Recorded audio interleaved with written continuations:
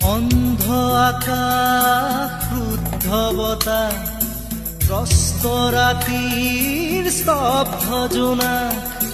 অন্ধ মনৰ বন্ধ কোঠা হিংস্ৰ প্ৰেমৰ মুক্ত প্ৰকাশ মুকুতি আজি দেখো দিশহাৰা হৈ ৰয় দিশে দিশে চলে মৃত্যুৰ